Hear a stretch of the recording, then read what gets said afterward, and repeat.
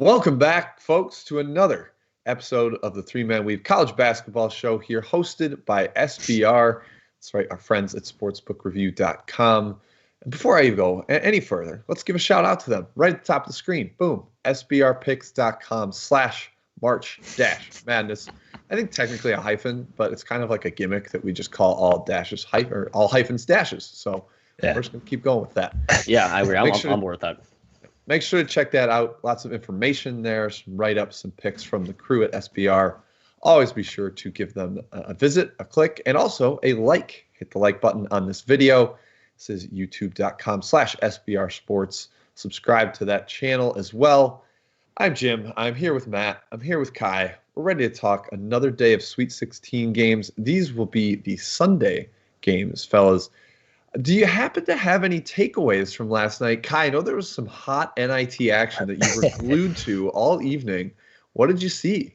Yeah, I can confidently say, Jim, I watched 0 minutes of the NIT yesterday. It was glorious. My off-the-cuff show picks went 2-2, so nice. You're welcome. Just drink that juice. Taylor fade. It's same difference for Ky. You're dang right. Jim, I think you're on Stark Vegas. That looked good for you. DJ Stewart with a little late game magic, I believe. That's the only thing I saw. Yeah, but they were -2.5, Matthew. Didn't cover. So money line backers, which I'm sure that's ding. Probably didn't count. Yeah. Dogs went 0-4, Matt, so they were barking in the NIT. Favorites in the NIT this year. Interesting. Okay. Yep. All right. Did I say 0-4, Ky? Dogs went 4-0. I keep doing that. So bark. Yes, okay. They were barking. I keep messing that up. My apologies, folks. I know they're here for the NIT takes. Just kidding. Let's get to the Sweet 16, guys. 4 big games on Sunday. Kind of a juicy slate, if we're being honest. I'm excited about it. We'll start with Creighton versus Gonzaga. We're going in chronological order here. This is the first tip of Sunday. Guys, this is the biggest spread between a 1 seed and a 4 or 5 seed in at least 15 years. It is a monster. -13, -13.5. Gonzaga is remarkable. Creighton, they're right around the top 20 in analytics sites, a little higher than that, but still. Big old spread here, Matthew. Do you think the Zags are able to cover another one? They did it against Oklahoma, -14.5. They came home as a favorite. Do they do it again here?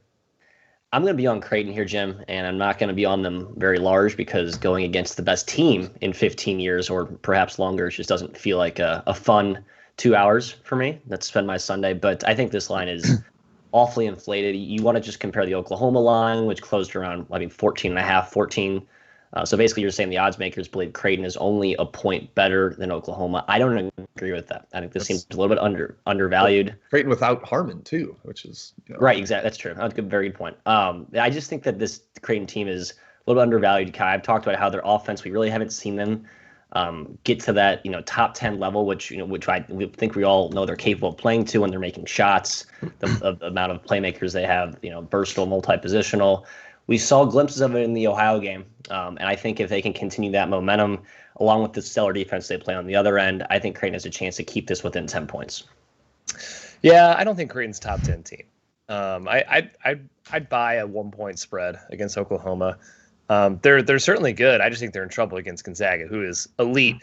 I totally buy into the fact this might be the best team in 15, 20 years. I mean, they're awesome across every single position. Perimeter D is great. Interior D is great. They have answers, Matthew, for your boy, Christian Bishop, and your dude, there's no answer for Christian Bishop. There's no answer. I think they have answers for both. I really do. And then Creighton's D, Jim, we talked about Creighton's D is the best it's ever been under Greg McDermott, but I still think Gonzaga can destroy it. No one's stopping Drew Timme inside. No one's stopping Jalen Suggs on the perimeter. They're just not doing it. I don't see it happening. I just love the Zags. Spread does seem high. I'm taking the Zags -13. How about Jaron Nichols real quick here, Jim, with the alternate line lock of the century? Yeah. -13.5. The price has blown away by that. Plus 10,000, if at least. It's bold. Gonzaga never lost. This time they're doing it by 15 points, baby. That's what we're doing. So I'm a little concerned, actually, Ky, about Christian Bishop, because I think him playing in space is really what bothers Drew Timme. You get him in ball screens, attacking from the perimeter. Timme is not a great defender moving his feet. Sometimes to me it looks like he's got a little concrete in the shoes. So I think maybe they can take advantage of that, get the Zags defense rotating a little bit. They're very good at that. This is a top 10 defensive unit. This isn't just some, offense-driven Gonzaga team. They're great on both ends of the floor. But they need that. They need some of the Bishop magic. And then, Matt, they need Mitch Ballack to hit like 5+ threes. Yeah, right. Like a classic Ballack explosion game. I agree. He's only 7 for 27 in his last 5 games from deep. Like it's not very good. He hasn't been hot lately, but perhaps this is the game where he breaks out, starts to hit some trays. They need it because on the other end, yeah, you're not stopping Timmy. The guards for Gonzaga should have a pretty solid day. It's going to be tough. I made it 11.5, so I would lean towards Creighton on the number, but I'm not going to be betting it. I'm just kind of sick of betting against the Sags team. Totally. Yeah, I was going to say, I like the over. I think both teams can score. So do I. Yeah, 158. It's pretty much opened right there. I kind of think both teams can defend each other in a weird way too, just because they're four, like both teams 1 through 4s are sort of interchangeable and can switch a lot, and I think are athletic. But I don't know. I don't want to. This feels like both teams can go for 80, I guess, too, in the same light. So I'm completely all over the place in the total. No bet for me on that. I don't think Marcus Zagorowski or Mitch Ballack are very good defenders. Yeah, that's fair. You're playing 4 or 5 All-Americans here. I was thinking maybe you hide him on Ayayi. I guess that kind of implies Ayayi is a nobody, and he can certainly do more. But Ayayi is also a great cutter shooter. He had 18 rebounds against Iowa. Like, I think he would destroy Zagorowski in the glass. That's true on the glass. Yeah, I agree with that. He kind of post him up a little bit too. Yeah. Just total-wise too, Creighton will push offensively. Like that's kind of, their defense keeps teams in the half court, but you're not keeping Gonzaga in the half court. So I think this game will have a solid amount of possessions, which certainly helps the over. All right, let's move on. Game 2, Florida State versus Michigan, the only 1-4 game in the entire field this season. This is also the only Big Ten team still around. Michigan got by LSU without Isaiah Livers. Yes, they got by Texas Southern too, but I don't think that really counts, fellas. That's a 116 game. So no Livers. Does that catch up with them here, Ky? Florida State a little more of an athletic defense. Does that make the difference in this one? I think so. They've been impressive, especially against LSU. The comeback was impressive. They were down for a bit of that game. I think this is where Livers, his absence really does hurt them. Florida State's size, we talk about it every single time we bring up Florida State. It's going to matter. Maybe not against Dickinson because he is just so good and he's definitely stronger than Balsa. I'm going to use his first name because I can't pronounce his last name. Koprivica. Yes, but it's everywhere on the floor. Their size is everywhere on the floor. Their perimeter is going to be in trouble going against that. That's where Livers would have really helped. A big guy that can stretch the floor like he can. It's going to be a battle. Michigan's still really good, Matthew, but I like Florida State here plus 2.5. Yeah, I like Florida State here too. I worry I'm not giving Michigan's offense enough credit. It almost feels like as efficiently as they move the ball, they're almost immune to the length and size of Florida State. I mean, they just eviscerated LSU, which has the same, I guess, DNA team-wise, but obviously nowhere near the quality of defense that Florida State is, right? And Florida State switches everything. The one matchup they're going to have to exploit, I think, is trying to get Hunter Dickinson in that high ball screen up at the top, get them to switch and maybe get Dickinson on a favorable matchup rolling to the glass. But you have to get Florida State out of their just switch everything defense that kind of takes most teams out of their basics at offense. But I still like Florida State. I will be taking this plus 2.5. I'd probably advise buying the hook to 3. I think this is going to be a really close game. You might need that half point. Take money line. I'm cool with that as well. But I am on the Noles. I think this is like a +1 spread. That's what I made it at least. Yeah, this did open 3, been bet down to 2.5 now. I'm with you guys. I'm also a Florida State guy here. Like Ky said, this is where no Livers really catches up to them. Finally playing a really good defensive squad. That was not what LSU is. They have plenty of flaws on that end. The ball movement just totally exploited LSU. And a stat from Jordan Majeski, I didn't realize that Florida State switching has not been exploited by post-up. Like they're in the bottom 10, I think, in the country in amount of post-ups against them. So I think that's also to do with their ball pressure. It's going to be really hard to enter the post to Dickinson here because of the length.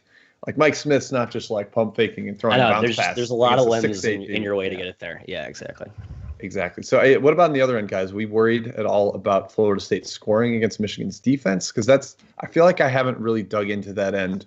And that might be the concern for the Noles here. Ky, anything for you on that end? That's why I kind of think it's still a battle. I do think it's still going to be a struggle on that end of the floor for Florida State. They have maybe a little bit of a rebounding advantage, but it's not much. Michigan's still a very good defensive team, very good team on the glass. So, yes, I worry about them slightly on that end. By the way, Raekwon Gray doesn't get a lot of talk. I think he was an honorable mention All-American this year. I have to check that. Like, he had a fantastic season, so props to him. We always talk about Scotty Barnes and their other great freshmen, but he's been terrific for them.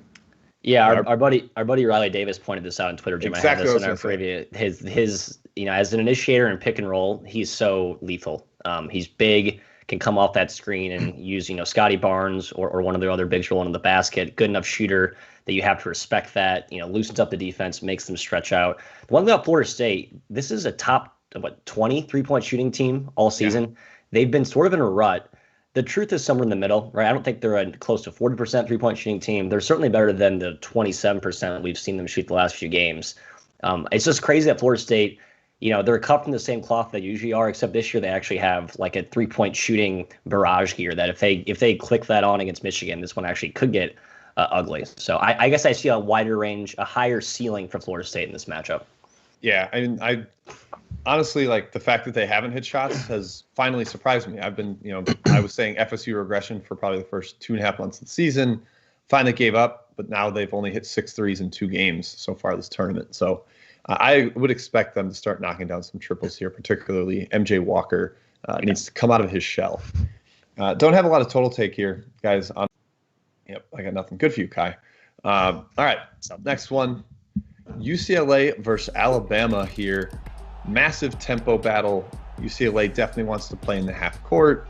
Alabama wants to get out and run, get their transition game going, hit quick threes early in the shot clock before the defense has a chance to set itself. Matt, what are you looking at here? Do you think UCLA can control the tempo? And even if they can, does Alabama still prevail here?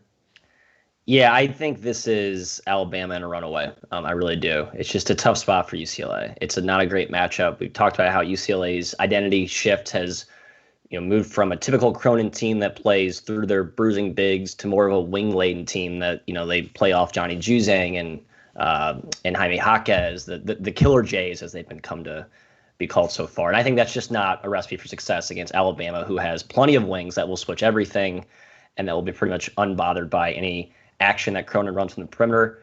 But the key, we talked about this on our podcast, Javon Quinerly's play has been phenomenal. 13 assists last game. I broke down him in my preview for our site. What he does is just can't wait to read it. Yeah, it should be up hopefully before the game starts, Jim. But I may do I may just post it after it starts and just kind of re-edit on the fly there. But they don't. Alabama's not a big pick and roll team, but with Quinerly, they do use him pick and roll because he's so good in that action. And I think that just makes UCLA guard so much stuff. I don't see how they keep them out of scoring in the half court or in transition. I think this is Bama by 10.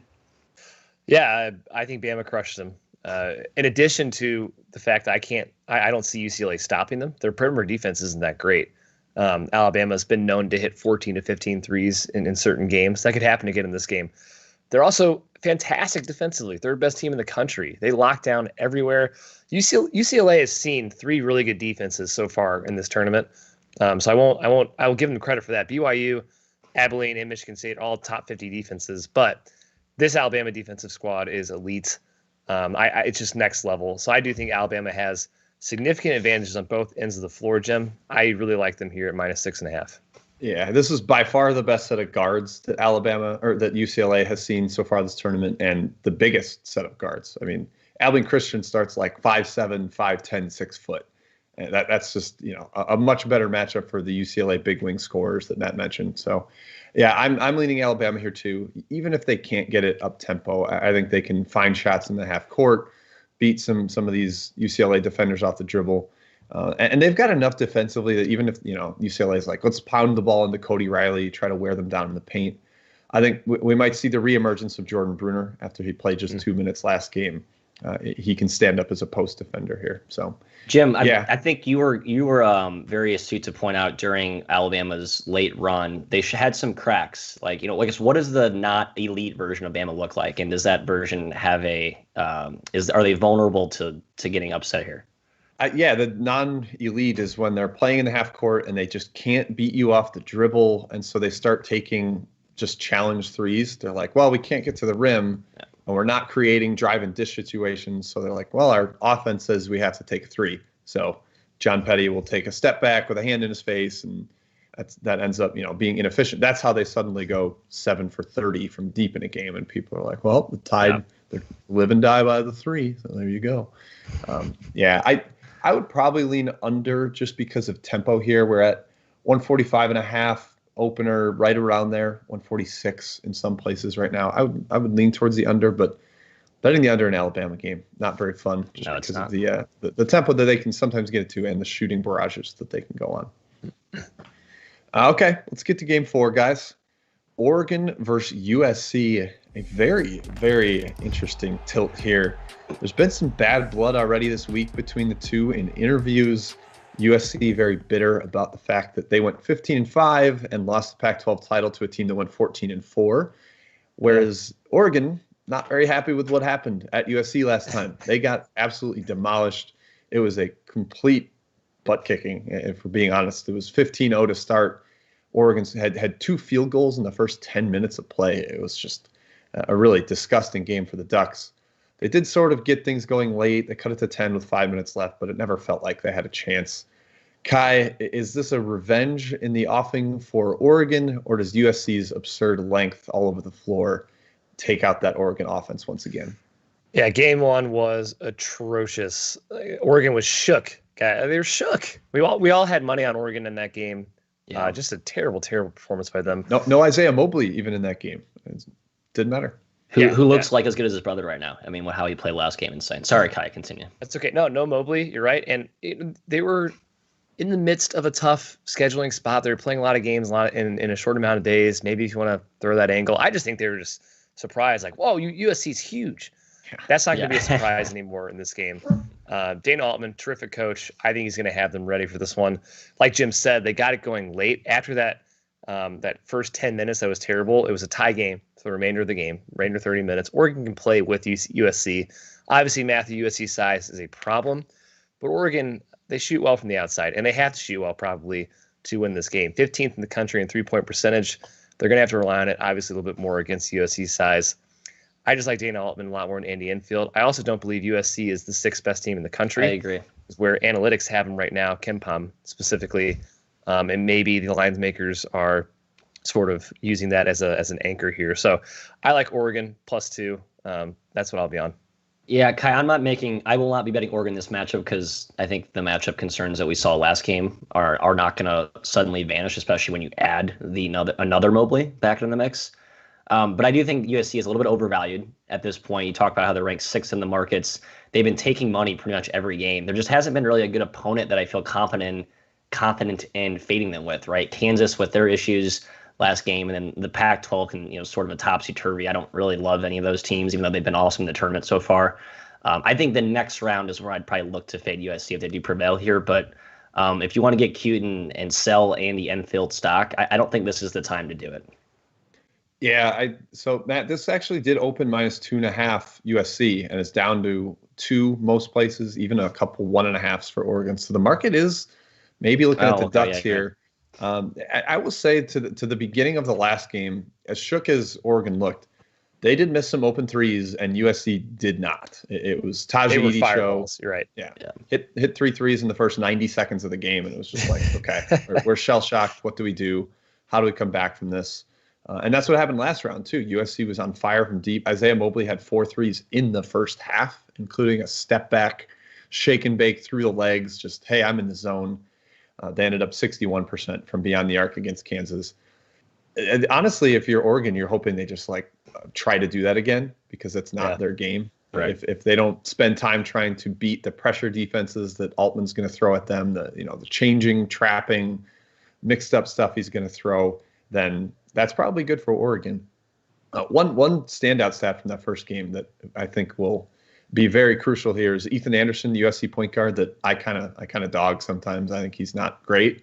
He had 8 assists and 1 turnover in that game, though, Matt. Yeah. If he has 8 assists and 1 turnover again, where he's clearly playing at his own pace, he's not sped up, then Oregon's in a lot of trouble. So yeah, the one thing this USC backcourt does have going for it, as skeptical as we've been of them all season, they're all long and big, right? So they can kind of see over the defense and make those passes that, we talked about how the Michigan guards may have trouble making against Florida State. So that's another matchup point. I think we're looking heavily at these matchups because I think the matchups play more importantly than just line value at this point in the season. So just like a quick nugget to add there. I kind of had that thought. Like I feel like we don't always endorse matchups as the end all be all, but I do think they matter more and more as you get deeper in the tournament. Yeah, well, and you don't mean line value as in make sure you bet the best line. That's what we definitely do. Right. Like line shop, but it's less about the number. Okay. I total wise there, guys. It is 138.5, down a half point from the opener of 139. So not a lot of movement there. I probably would lean the under, but Oregon has given up over 1 point per possession in 5 straight games. Not real great on the defensive end for them. Yeah, game one, Jim, 62 possessions. Very, very low scoring. Is 130 was the total in that one. Yeah. So under feels good. Yeah. Any quick recap of bets here, guys? I'm going with Florida State plus 2.5 and Alabama minus 6.5. That's all I've got. I'll say FSU is my best bet. I'll give the bets today, and then guys, a question from SBR Sports Picks. What's our best bet of the Sweet 16? Oh. So I'll let you think about that. I'll let you noodle on that. I am on Gonzaga minus 13, Florida State plus 2.5, Alabama minus 6.5, or Oregon plus 2. My best bet of the Sweet 16 is Houston. I had minus 6 yesterday on the show. It's up minus 6.5 now. I'll probably still lay that. Ky beating the line. Love it. Love it. Well, I'll make it a sweep of Florida State 2.5. I will be on that one. I don't like that I missed the early value on Bama. If you jumped an early full game, props to you. I'll call Alabama first half. I think that's a little bit better value, similar to what I did with Colorado and Georgetown in the first round. Not that mattered. I will be on Creighton plus 13, and no action for me in the Oregon USC game. My best bet of the first round. You know what? Lane Tinkle is just going to laugh his way into the Sweet sunset 16, not the first round. Oh, Sweet 16. Excuse me. Jim, what's your best bet of this week? I'm still deliberating here. Wow. I got to pick a winner. I have 8 minutes. Let's just sit here in silence while I look through the board real quick. Yesterday I gave Baylor minus 7. I think I'll go with that as my best bet of the round. I think they take care of Nova and play at a very high level. Harken back to the Baylor team that won every game by 9+ before their COVID shutdown. Yeah, I buy that. I'm kind of torn between Oral Roberts and Loyola. I'll take the Blurs at minus 7. Does feel a little bit high, but I'm going to take it. That's Loyola for everybody that's not Loyola. The Ramblers. So. The Ramblers, baby. I'm on the Beavers, Matt. We can battle that one out.